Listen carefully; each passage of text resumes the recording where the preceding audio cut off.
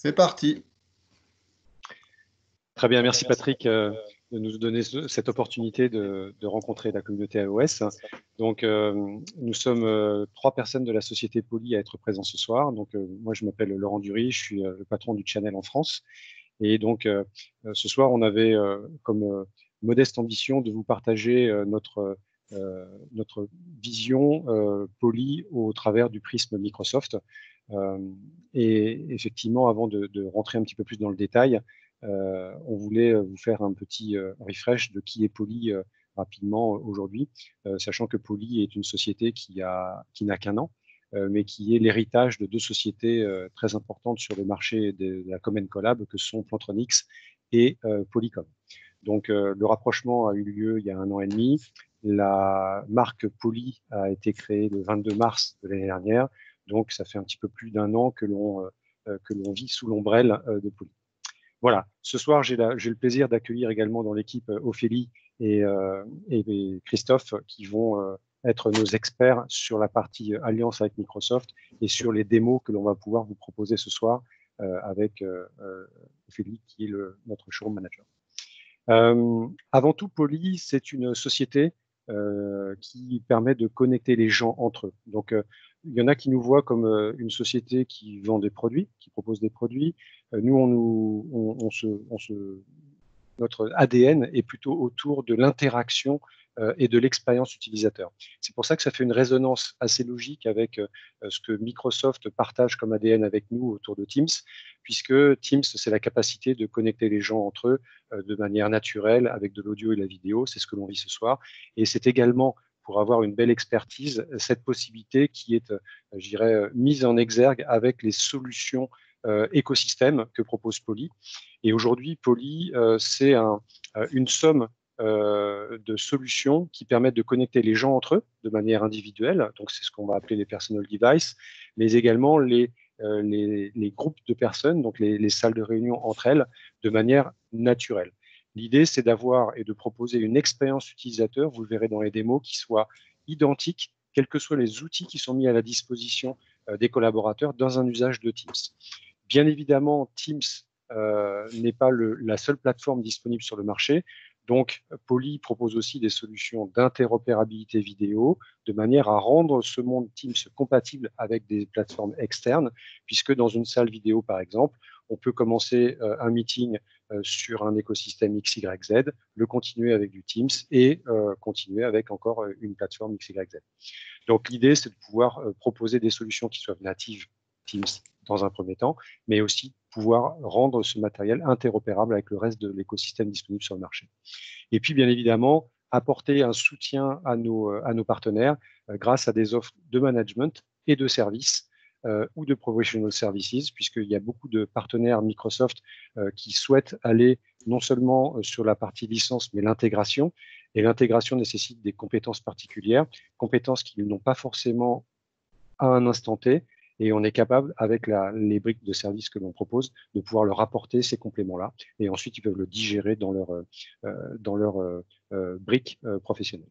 Voilà un petit peu rapidement, je dirais, le contexte de qui est Poly dans l'écosystème Teams et Microsoft plus généralement. Et je passe la parole à Christophe pour pouvoir un petit peu rentrer dans l'expérience utilisateur et ce que le Covid nous apporte comme opportunité ou comme contrainte, on va le voir avec Christophe. Merci Laurent, bonjour à tous. Donc effectivement, moi j'ai la joie, le plaisir d'être en charge de la relation avec Microsoft pour Poly sur la zone Europe, Moyen-Orient et Afrique, dans une logique vraiment de go-to-market, d'engagement commun de nos actions commerciales, marketing et d'évangélisation. Et je vais avoir le plaisir de vous parler un petit peu aujourd'hui d'expérience utilisateur et de resituer ça un petit peu dans le contexte actuel. Et je vais partir de ce que Poly a connu, en fait, alors Poly ou Plantronics à l'époque a connu il y a 9 ans de ça. On a eu la chance d'avoir un VP Europe extrêmement progressiste, quelqu'un qui venait de chez Dell et de chez Nokia, et qui, quand il a rejoint à l'époque, donc c'était pas encore Poly, c'était Plantronics, s'est rendu compte qu'effectivement, notamment en Europe, on était avant tout des bureaux commerciaux, des délégations commerciales, et que en fait, on travaillait tous beaucoup depuis nos bureaux. on n'était pas forcément équipé pour pouvoir être sur le terrain, au contact de nos partenaires, au contact de nos clients. On n'avait pas forcément les outils pour le faire. Et donc, la première décision qu'il a prise en arrivant chez nous, c'était de dire, les gars, en fait, c'est sur le terrain que ça se passe, c'est au contact de nos partenaires, au contact de nos clients. Il faut comprendre comment ils fonctionnent, de quoi ils ont besoin et aller prêcher la bonne parole, tout simplement. Donc, en fait, il a développé un concept qui aujourd'hui c'est énormément répandu, qui en fait s'appelle le Smarter Working. Et Smarter Working, c'est en fait une philosophie de travail basée sur la confiance et la collaboration, qui vise alors concrètement et très simplement, c'est la possibilité qui est donnée à chaque salarié de pouvoir travailler d'où il le veut, quand il est en fait dans de meilleures capacités pour le réaliser. Voilà. Donc en fait, ça favorise l'initiative, la productivité et finalement la fidélisation des employés dans l'entreprise. C'est quelque chose qui paraît aujourd'hui finalement assez naturel parce qu'on en parle beaucoup depuis pas mal d'années. Mais je vous promets qu'il y a 10 ans, quand c'est arrivé chez nous, c'était assez révolutionnaire. C'était pas du tout dans l'ADN de la société à l'époque. On était très industriel, très, on va dire, on travaillait bien nos produits. Et puis globalement, ça s'arrêtait un petit peu là, quoi. Même si on était leader du marché des oreillettes et des micro-casques. Donc en fait, cette philosophie du smarter working, elle se décline en fait en 3 piliers. Le premier pilier, c'est la technologie. C'est-à-dire que pour pouvoir permettre effectivement aux travailleurs de sortir du bureau et de pouvoir travailler d'où ils le souhaitent, bah, il faut permettre, en fait, il faut avoir la bonne technologie pour pouvoir être efficace, avoir la bonne expérience utilisateur où que l'on soit, derrière n'importe quel type de device. La deuxième brique en fait du smarter working, c'est reconcevoir les espaces de travail parce que du coup, en fait, on n'est plus au bureau en permanence. Donc, on peut se libérer en fait de cette contrainte du bureau pour pouvoir travailler depuis chez soi, pour pouvoir travailler en déplacement et du coup également repenser les espaces de travail puisqu'en fait au bureau, ben, en fait, du coup, on va être moins souvent là, on va être moins nombreux. Par contre, on va pouvoir reconsidérer les espaces pour pouvoir avoir des espaces de collaboration, de communication, de concentration, ou simplement ce qu'on appelle de contemplation pour pouvoir un petit peu se libérer la tête. Et puis le troisième pilier, c'est peut-être le plus important, mais c'est celui qui se retrouve un petit peu au pied du mur de cette expérience-là du smarter working, c'est l'humain. C'est-à-dire qu'à partir du moment où on change complètement la donne, où on force les gens, entre guillemets, à sortir, à être sur le terrain, ben, il y a un travail à faire de la part des managers pour pouvoir mieux comprendre leur rôle, c'est-à-dire qu'ils ne vont plus faire du management présentiel, mais vraiment du management à la confiance, basé sur les objectifs, sur en fait une entente des objectifs qui sont donnés à chacun, quels sont les outils d'accompagnement pour ce faire, et quels sont du coup les nouveaux modes de travail qu'on va développer pour pouvoir fonctionner ensemble. Donc voilà ces 3 piliers du smarter working. Alors ça, c'était il y a 10 ans chez nous. Et alors, dans le contexte actuel, il y a quand même pas mal de sociétés qui se sont retrouvées à faire du télétravail forcé. Et c'est également l'occasion de repenser qu'est-ce qui va se passer après le confinement, comment ils vont éventuellement reconsidérer leurs espaces de travail au fur et à mesure qu'on va sortir de ce confinement. Le télétravail forcé, c'est un petit jeu de mots parce qu'en fait, j'ai sorti quelques chiffres que je vous partage. Une étude NEMERTES qui a été menée là, il y a ce mois-ci, en fait, sur le courant du mois de mars, qui dit que d'un seul coup, en fait, le nombre de salariés en télétravail a plus que doublé depuis la pandémie Covid-19. Très clairement, en Europe, on est passé de 5% de télétravailleurs à près de 25%. Et on retrouve ce chiffre-là en France, puisque en fait, si vous avez suivi les annonces du gouvernement, la DARES annonce qu'on est passé effectivement à 25% de télétravailleurs sur le marché français. Donc c'est intéressant. Et puis quand on regarde un petit peu le split, c'est plutôt en fait les CSP+, donc cadres et professions intellectuelles supérieures qui sont vraiment en télétravail. Ça représente 61% des télétravailleurs. Les travailleurs indépendants, les employés, évidemment, ceux qui sont le moins télétravailleurs dans la situation actuelle, ce sont les ouvriers. Il n'y a pas de surprise dans la matière. Quand je dis que c'est du télétravail forcé, c'est-à-dire qu'en fait, c'est arrivé un petit peu du jour au lendemain. Et puis, c'est arrivé du jour au lendemain. Les télétravailleurs n'ont pas forcément les bons outils à disposition. Ils se retrouvent confinés chez eux. Alors, pour certains, avec femmes ou époux respectifs, avec les enfants au milieu du chemin, donc ils n'ont pas forcément le cadre le plus adapté. C'est pas forcément quelque chose de choisi, c'est pas les meilleures conditions. Et pourtant, je vous promets que quand on est dans une démarche de smarter working, le télétravail, c'est quelque chose qui se négocie, qui est choisi et qui est vraiment un bénéfice et une flexibilité phénoménale. L'autre point, c'est on est dans du télétravail forcé actuellement, mais clairement, ce changement va être durable. Une autre étude qui a été menée par Gartner à fin mars, qui indique effectivement 74% des entreprises qui ont été interrogées vont bouger, enfin vont augmenter la part de télétravailleurs qui vont rester après la pandémie de Covid-19. Et c'est intéressant, c'est-à-dire qu'on parle effectivement, alors 27% d'entre elles, la part de télétravailleurs va augmenter de 5%, 25% de 10%, 17% de 20% et ainsi de suite. Voilà, mais globalement, on a 74% d'entreprises qui vont augmenter la part de télétravailleurs après la pandémie. Donc, on va avoir un changement durable en la matière. On va avoir une augmentation du nombre de télétravailleurs. Quand on regarde aujourd'hui les profils de télétravailleurs, alors forcés ou choisis, globalement, on a les VIP, les managers, les employés, ce qu'on appelle nous plutôt donc les knowledge workers, parce que c'est effectivement, comme on l'a vu dans le graphe français, c'est plutôt quand même les employés, les CSP+. Et puis, quelque chose à pas oublier, c'est tous les services, notamment de centres de relations clients, qui pour la plupart d'entre eux ont fermé et ont fermé dans les bureaux, mais par contre, effectivement, continuent leur activité en télétravail. D'accord. Donc là, vous avez effectivement ces 4 grands profils d'utilisateurs qui sont actuellement en télétravail et qui, pour un certain nombre d'entre eux, continueront à rester en télétravail choisi, totalement ou partiellement pour la plupart, et c'est tant mieux parce que ce sera du choisi.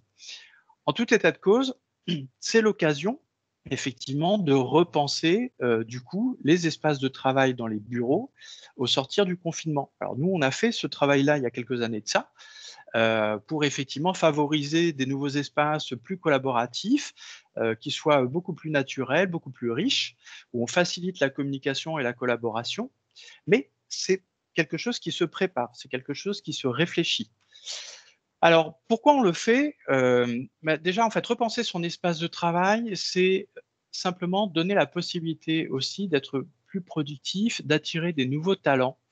Et dans ce cadre de mobilité dont on vient de parler, effectivement, le télétravail, à partir du moment où il est choisi, en fait, satisfait énormément les employés et les employeurs. Et du coup, effectivement, cette mobilité, à partir du moment où elle est choisie, il faut également donner la possibilité de revenir dans les bureaux, ne serait-ce que pour garder en fait l'état d'esprit de l'entreprise, la culture d'entreprise, et puis pouvoir effectivement rebrasser, on va dire, les forces vives de l'entreprise.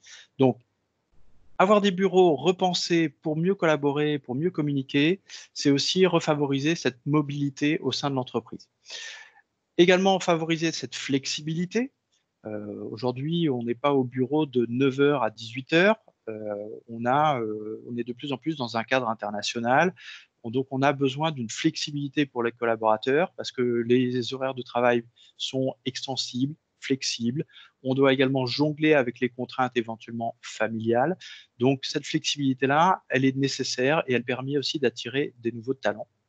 Voilà. Et puis ça permet aussi de moderniser les espaces de travail. Une fois qu'on a insufflé cette culture d'entreprise, une fois qu'on a les bonnes technologies en place, eh bien, ça permet de redonner un coup de jeune, un coup de frais et de moderniser en fait l'espace de travail pour fournir une nouvelle expérience utilisateur. Sans oublier le facteur financier. Et ça aussi, c'est extrêmement important. Quand on a implémenté aujourd'hui du smarter working chez Plantronics il y a 10 ans, ça nous a permis de faire également du downsizing de notre poste immobilier de l'ordre de 30%. Donc ça, je vous promets, quand vous annoncez ça à un CFO, très clairement, il y a un retour sur investissement qui est très rapide, ne serait-ce que du fait du downsizing. Et du coup, ça permet également de réinvestir pour moderniser ses espaces de travail. Donc, c'est quelque chose d'important et d'utile. Maintenant, l'expérience collaborative, elle va dépendre de tout ce que je viens de dire. Elle va dépendre effectivement des espaces de travail, des outils qu'on donne aux collaborateurs et effectivement fournir cette nouvelle expérience. Donc la première chose à faire dans le projet, c'est effectivement identifier les environnements de travail. Aujourd'hui, on vient de le dire, il y a du télétravail entre guillemets forcé, donc on travaille énormément, beaucoup plus de chez soi. À partir du moment où on décide qu'on va télétravailler de chez soi, il faut s'équiper et réaménager son espace de travail chez soi, dans son bureau ouvert ou fermé. Il faut repenser également les espaces de travail dans les bureaux, dans l'open office, dans les bureaux fermés. Et puis, toute cette nouvelle salle de réunion qu'on va être amené à créer, qui étaient des salles de communication un peu traditionnelles, hein, les boardrooms. Mais aujourd'hui, on voit en fait la nécessité de créer des réunions à la volée, de se retrouver en petites équipes avec des gens qui sont à distance, en télétravail, des partenaires, des clients, etc. Aujourd'hui, le gros développement, c'est ce qu'on appelle les huddle rooms. Ça va représenter plus de 70% des salles de réunion dans les bureaux dans ces prochaines années. Et ça a déjà démarré. Donc, c'est nécessaire. L'autre point, c'est bien comprendre les cas d'usage des salariés. Donc, identifier les populations, on l'a dit. Identifier et comprendre les cas d'usage, comment ils communiquent, comment ils collaborent. Identifier les équipements personnels ou les équipements de groupe qu'il faut mettre à disposition pour pouvoir mieux communiquer et mieux collaborer, pour pouvoir se concentrer également, parce que quand j'ai parlé d'open office ou j'ai parlé d'espace de travail quand on est en télétravail, comme je disais, voilà, j'ai la chance d'être seul aujourd'hui, mais ce n'est pas forcément le cas quand j'ai 3 enfants qui tournent autour de moi. Être capable de s'isoler pour travailler et se concentrer, c'est nécessaire. Voilà. Et une petite étude pour finir là-dessus, de Nemertes également en 2018, 62% des entreprises qui mettent à disposition les terminaux et les technologies adaptées à leurs salariés vont connaître une meilleure adoption de la technologie par les usages. Donc, c'est important à prendre en considération. Et je finis sur cette synthèse en fait de notre CIO, qui est de dire en fait aujourd'hui, enfin CIO, aujourd'hui les CIO progressistes ne sont plus mesurés uniquement à l'uptime et à la gestion d'incidents, mais clairement à l'expérience utilisateur qu'ils sont capables d'apporter. Et c'est ça qui va faire la clé en fait du succès des nouveaux espaces de travail et de rendre vos équipes les plus efficaces possibles et travailler dans des meilleures conditions possibles. Et ce futur, en fait, il est déjà là. Donc là, il est imposé par le télétravail et par la pandémie.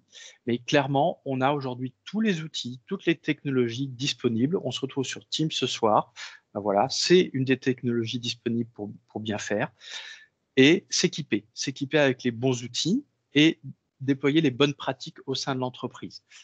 Donc, je finis juste sur ce slide-là et je laisse la main à Ophélie pour faire un petit exemple de démo live qui sont certainement plus parlants. Mais effectivement, Microsoft et Poly aujourd'hui permettent de couvrir l'ensemble des espaces de travail dont je viens de parler, que ce soit l'open office, les bureaux fermés, les petites et les grandes salles de réunion. Et puis j'ai mis en bas à gauche, là, hors du bureau, tous les outils nécessaires pour pouvoir télétravailler convenablement depuis chez soi dans les meilleures conditions également. Voilà, je vais m'arrêter là et je passe la main à Ophélie.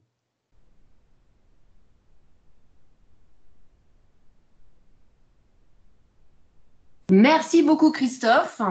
J'espère que la présentation a été pertinente pour beaucoup d'entre vous, parce que c'est vrai qu'on a vraiment changé de façon de travailler. On a été obligé un petit peu de sauter le pas, on va dire, vers la technologie. Certains d'entre nous qui étaient réticents.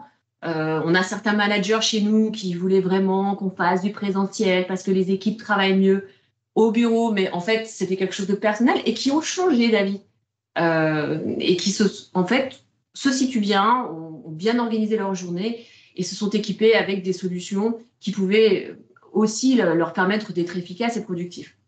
Donc, j'en fais clairement partie. On parlait de réaménagement de l'espace de travail. Alors moi, je vous avoue que le système que j'utilise en ce moment, qui est un système de barre son avec une caméra et qui est tout simplement connecté en USB à mon PC, c'est ma façon de travailler. C'est assez extraordinaire. Comme vous voyez, j'étais assise il y a une seconde. Maintenant, je suis debout. Lorsque je me déplace, la caméra me suit vraiment très, très facilement. Et si j'étais avec une autre personne, le cadrage changerait au fur et à mesure. Donc, c'est une solution qui est pour les petites salles de réunion ou pour mon salon, d'ailleurs, hein, en l'occurrence. Et je peux même me déplacer dans le fond de mon salon et quand même être entendue. On est d'accord que pour avoir un système dont on va être satisfait, il va falloir avoir en premier lieu une très bonne qualité audio. D'accord? On peut avoir une superbe image et entendre mal les gens. On va facilement raccrocher et prendre le téléphone pour pouvoir s'appeler. D'accord? Donc, ici, on a une très haute qualité de son. Encore une fois, c'est très important. Si je peux faire une petite démonstration de téléphone portable en live, en fait, c'est ça. Téléphone portable, c'est du 7 kHz. Nous, on fait du 22. Donc, le son qui vient de mon système est pratiquement le même que celui que vous auriez si j'étais en face de vous. Donc, j'espère que vous entendez bien ces petites différences, même si je parle très bas et que le son est bien retransmis de votre côté.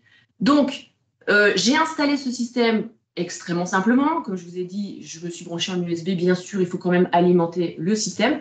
Je l'avais mis dans ma chambre. J'ai trouvé que c'était pas très flexible. Il n'y avait pas beaucoup de place, j'avais pas beaucoup de recul. Donc, je me suis approprié le salon pour faire mes démonstrations. D'accord? On parlait d'audio, justement. Alors, évidemment, si on entend très bien ce que je dis, on va entendre tous les bruits. D'accord? C'est un petit peu le revers de la médaille. Donc, si je m'amuse frénétiquement pendant la présentation de Christophe sur le stylo, ça va perturber tout le monde. Et on est à pratiquement une vingtaine de personnes dans l'appel. Donc, ce que je vais faire, c'est que je vais continuer à m'acharner sur le stylo et je vais arrêter de parler. Donc, je vais arrêter de parler.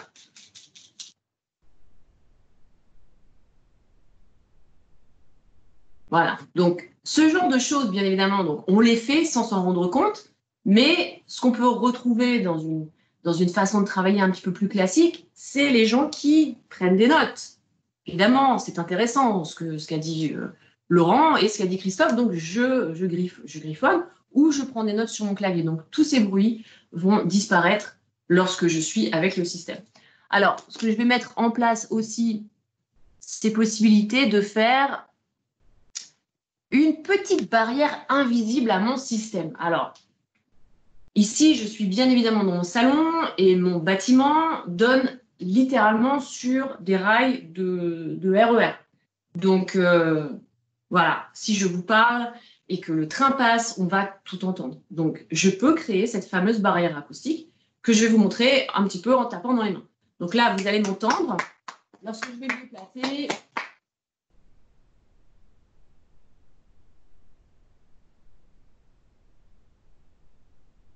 Ophélie, on t'a perdu là. Voilà.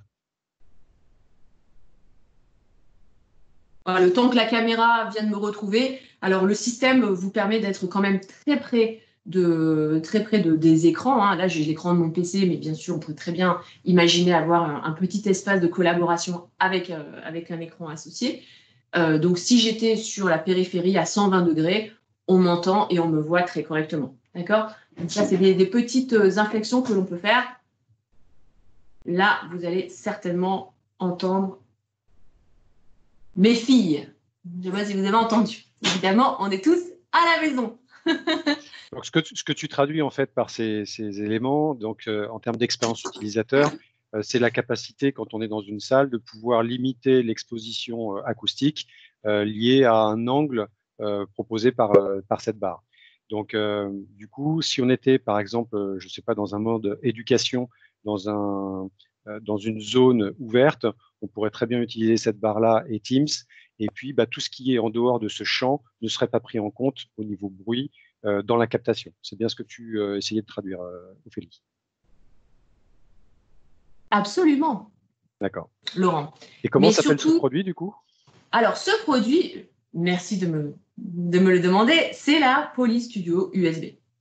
D'accord. Voilà. Donc, alors, avant que j'enchaîne avec d'autres choses, donc c'est une barre de son avec haut-parleur et avec une caméra intégrée. Mais si vous préférez avoir uniquement une caméra USB pour connecter votre PC, on peut avoir juste la caméra aussi. Il y a une autre petite chose que l'on peut faire. Alors ça va pas retirer, ça va pas couper l'appel, hein, mais j'ai un petit shutter. Voilà. Donc si je veux faire un aparté, parce qu'on est d'accord que si je suis avec des personnes dans un appel professionnel et qu'on a un petit aparté à faire, même si on coupe le micro, on va comprendre quand même assez bien, suivant le langage corporel, ce qui se passe dans la réunion. Donc, si on voit un changement radical de comportement, on va comprendre que quelque chose ne se passe pas correctement. Donc, on peut très bien couper les micros et aussi couper la caméra. Donc, pas de son, pas d'image. On peut faire tout ça aussi avec la petite télécommande qui est à ma disponibilité ici. D'accord ?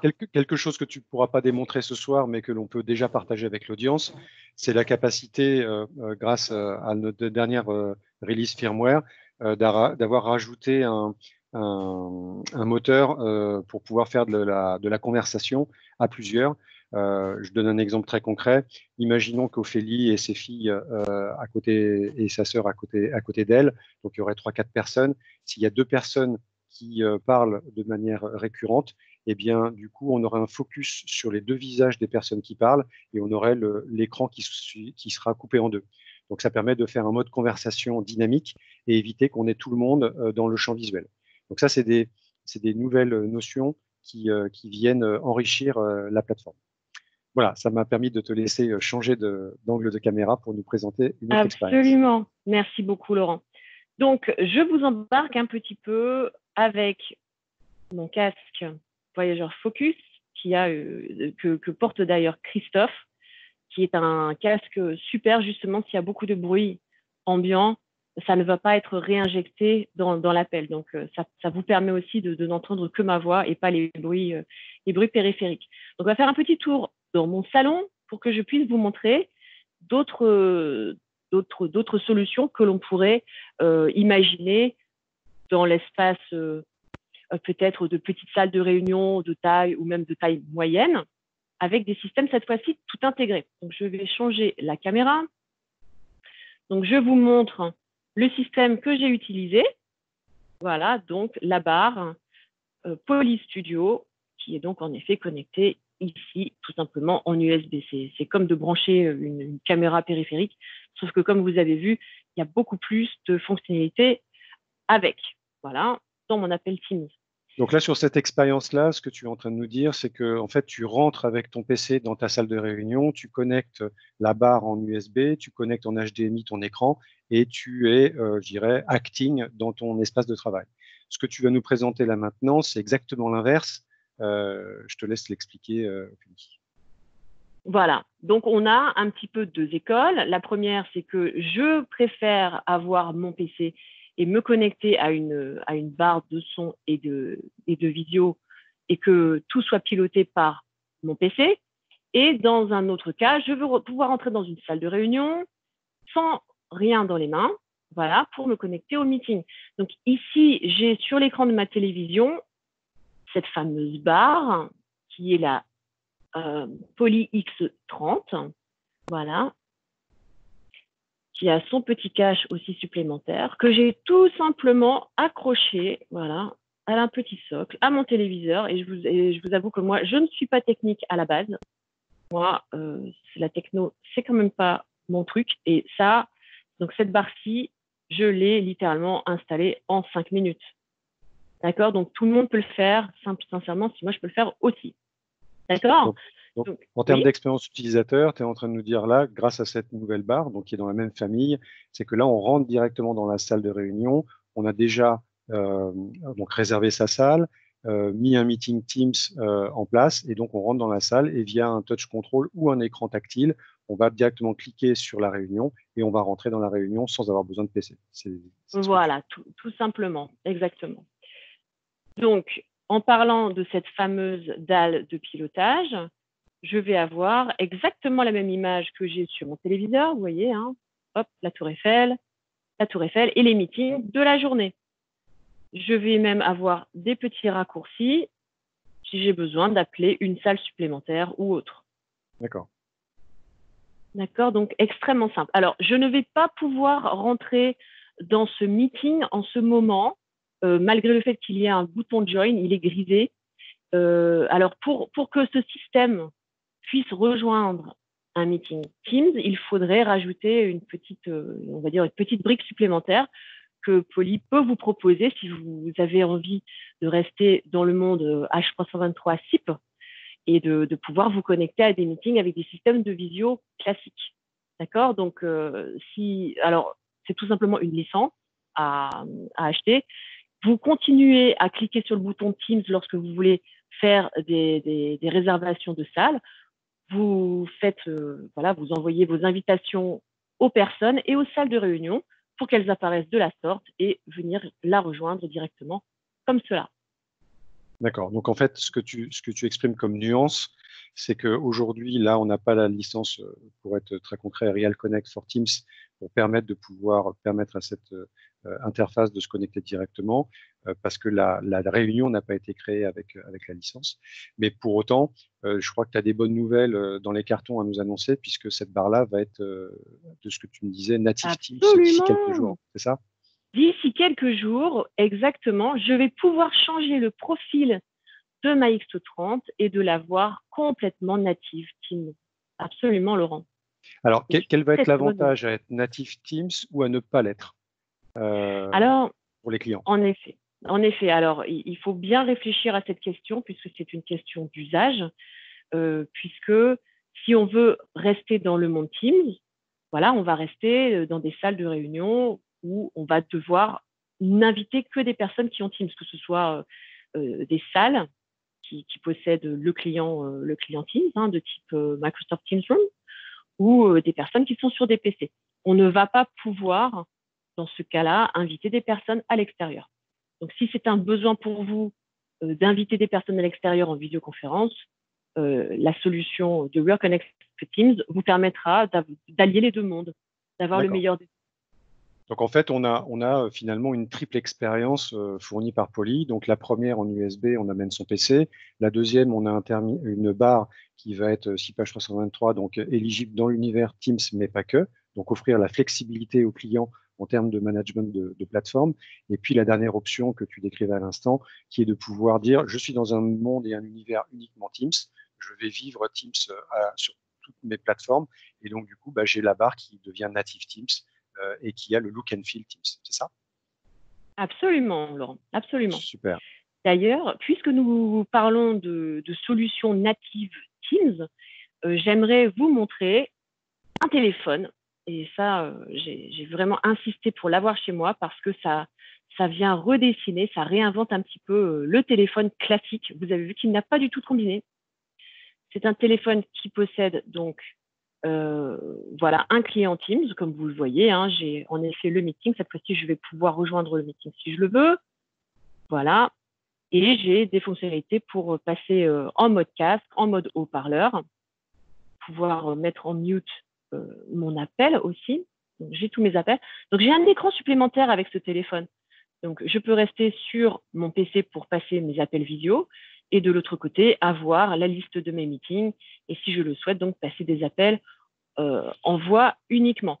Alors, on va pouvoir mettre un petit dongle sur le côté et par exemple, utiliser, si on le souhaite, une petite oreillette ou un casque comme celui que j'ai encore une fois sur la tête. Et si on préfère avoir un casque filaire, un de mes casques préférés, c'est celui-ci, voilà, que je peux brancher en filaire sur le côté. D'accord, donc ce que tu es en train de montrer également comme autre expérience utilisateur, là on n'est plus dans une salle, on est dans un open office par exemple, dans un bureau, il y a une dalle tactile qui est disponible et en accessoirisation possible, on est capable de pouvoir rajouter un combiné si c'est le choix du collaborateur, ou un téléphone, un casque filaire ou sans fil en USB-A ou en USB-C. C'est autant de choix offerts aux clients, c'est ça? Voilà, donc c'est tout à fait vrai, Laurent. Donc, on a basculé j'ai commencé ma démonstration avec un espace qui pourrait être jugé de personnel ou de toute petite salle. On a basculé, au cours de ma journée, j'ai pu aller dans une salle de réunion avec mes meetings et les rejoindre facilement. Après, je bascule dans mon bureau ou dans un espace, où je possède un téléphone. J'y connecte le casque de mon choix. Et lorsque j'ai fini ma journée, rien ne m'empêche d'aller mettre mes périphériques, que ce soit mon téléphone portable, par exemple, ou les casques que j'ai, voilà, avec une console, hein, c'est une station d'accueil qui est sincèrement formidable. Moi, j'ai pas envie de rendre toutes ces formidables solutions, je vous avoue, parce que c'est peut-être un petit peu, comment dirais-je, différent, hein, de réflexion et de philosophie. Mais lorsqu'on a son téléphone portable et que l'on utilise son téléphone portable pour tout, hein, que ce soit pour le professionnel et pour le personnel aussi, que l'on a son casque, que l'on veut passer des appels rapidement, voilà, le Elara 60 vous permet d'agréger absolument toutes ces fonctionnalités. Il y a le petit bouton Teams qui me permet donc de lancer le client directement sur mon smartphone. Et détail qui n'est absolument pas anodin, c'est que vous allez pouvoir incliner et changer l'inclinaison de votre téléphone portable. Combien d'entre nous n'ont pas juste pris leur téléphone parce qu'ils avaient un appel très rapide et d'essayer de le positionner un petit peu partout, hein, on essaie de le mettre, ça tombe, ça glisse. Là, ici, le téléphone, il est sur une surface un peu rugueuse qui l'empêche de tomber et je peux donc simplement, voilà, le mettre voilà, à la bonne hauteur si je le souhaite. Voilà, si je veux rejoindre la... En fait, si je te suis bien, donc là, sur la phase d'avant, on était sur une technologie de téléphone, entre guillemets, nouvelle génération certifiée Teams, donc c'est la gamme CCX, avec la possibilité d'accessoiriser la dalle. Là, on est vraiment sur une expérience où on est sur une station d'accueil mobile et où la technologie reste embarquée, donc le client Teams reste embarqué sur le smartphone. Donc finalement, si on se projette sur un cas d'usage de persona, c'est la possibilité d'équiper des personnes qui sont soit à la maison, soit dans un open office, mais avec non pas un usage PC ou un usage de téléphone, mais un usage qui est son smartphone par défaut toute la journée. C'est bien ça? Voilà, tout à fait. Tout à fait. Donc, la station d'accueil pour smartphone du Elara vous permet encore une fois de rassembler plusieurs types de solutions, hein. Le casque que j'ai, je vais pouvoir littéralement le remettre sur son socle pour qu'il puisse se charger. Je recharge mon téléphone par induction aussi, avec la même base.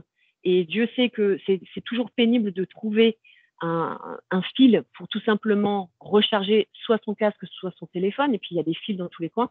Là, sur une station d'accueil qui est très design, qui est très belle, vous allez pouvoir déjà recharger tous ces périphériques et puis basculer quelque part dans une façon de travailler un petit peu plus classique avec les boutons pour vous connecter aussi au meeting si vous souhaitez passer des appels avec des touches un petit peu plus traditionnelles.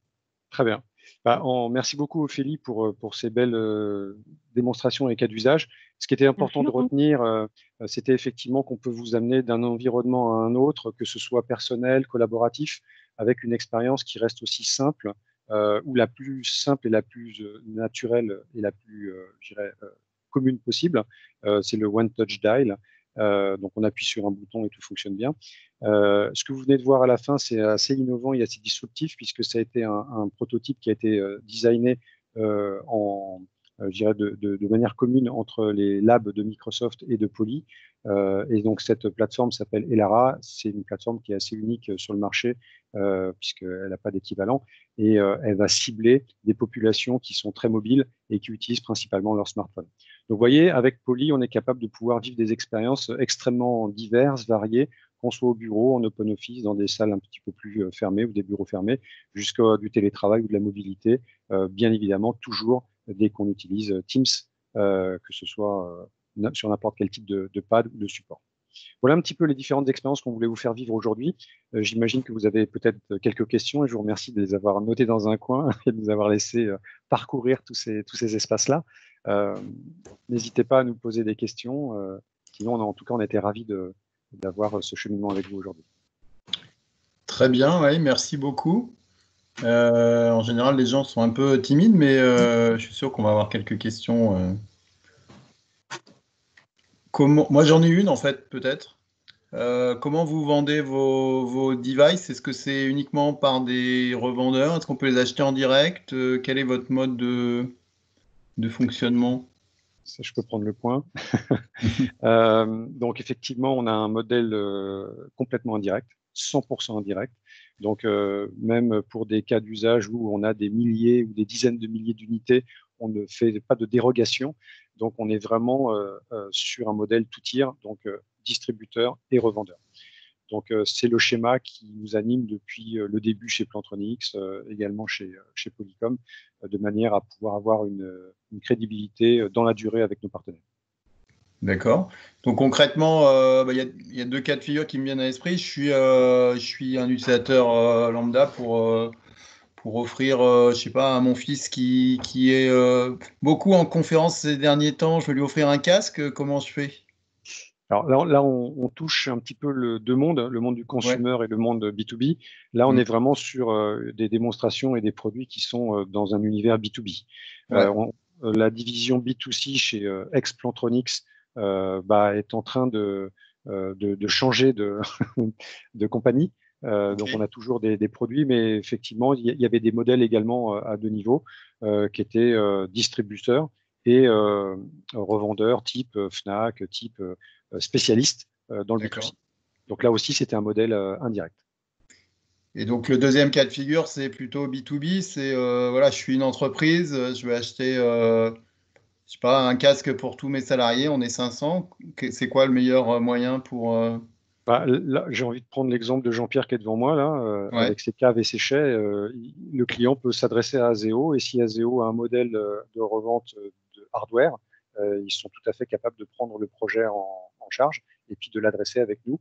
Et on amènera, grâce à notre expertise channel, les compétences qui vont bien pour l'aider à aller jusqu'au bout de la sélection, des choix, en fonction de l'usage de chaque collaborateur. Ok, très clair. Justement, je vais rebondir. J'avais une question de mon côté et ça tombe bien, c'est pile dans la lignée. Moi, justement, à l'innovation, je teste un petit peu comment on peut utiliser du matériel et essayer d'innover à tous les niveaux. Donc, en l'occurrence, améliorer son espace de travail, son efficacité collective et individuelle et fait partie de l'innovation. On a été contacté par une entreprise, par l'un de vos concurrents, et je teste justement l'une de leurs webcam panoramique où normalement elle devrait me suivre aussi quand je vais un petit peu plus loin dans le chez. Et donc ma question est simple, c'est est-ce que c'est possible d'avoir de quoi tester en fait, hein, pour nous monter une petite salle de réunion, faire des essais avec, et puis après potentiellement le présenter. La réponse est oui, mon capitaine. On a effectivement tout un programme pour pouvoir aider les partenaires à s'équiper. Alors, ça peut être du test ponctuel, ça peut être de l'équipement de showroom, donc au long cours, ça peut être de la mise à disposition ponctuelle de produits dans le cadre d'un POC auprès des clients. Donc, tout ça, c'est un accompagnement que l'on a depuis des années et qui fait la force de Poly. Que ce soit sur le monde individuel, donc d'équipement individuel, donc que ce soit une petite caméra, la Eagle Eye Mini, c'est celle que j'ai aujourd'hui, elle n'a pas autant d'efficacité que celle que utilise Ophélie, mais c'est pas la même vocation, c'est pas la même taille de produit, mais tous ces produits-là sont bien évidemment disponibles pour faire des tests auprès de nos partenaires. Et de toute façon, je dirais que autant l'utiliser pour pouvoir l'adopter, mais on peut aller jusqu'au bar que nous a présenté Ophélie, même si c'est des investissements plus importants. On a cette capacité d'avoir des stocks tampons pour pouvoir aider les partenaires à s'équiper et à tester les solutions. Ok. Voilà. Si tu as besoin, tu m'envoies un petit mail, laurent.dury@poly.com. Je viens de te pinguer sur LinkedIn, comme ça on sera. D'accord. Est-ce que vous avez d'autres questions? Apparemment,